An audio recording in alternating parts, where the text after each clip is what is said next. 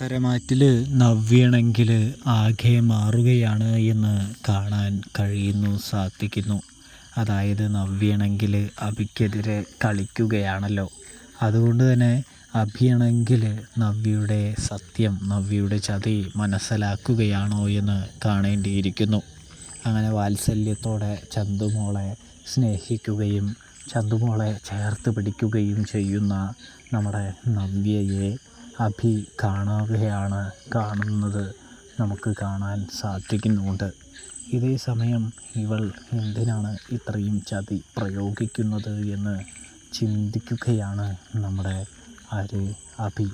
ഇവൾക്ക് ഇനി രണ്ട് മുഖമുണ്ടോ, അതോ ഇവൾ തൻ്റെ കൂടെ നിന്ന് അവർക്ക് പണി കൊടുക്കാനായിട്ട് ശ്രമിക്കുന്നതാണോ എന്നുള്ള പലവിധ സംശയങ്ങളും ഉണ്ടാകുന്നത് കാണാൻ സാധിക്കുന്നു.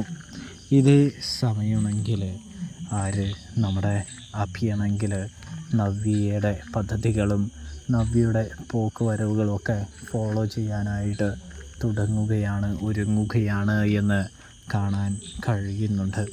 ഒടുവിൽ നവ്യ നയനയുമായി സംസാരിക്കുന്നത് അഭി കാണുകയാണ് എന്നും കാണാൻ സാധിക്കുന്നുണ്ട്.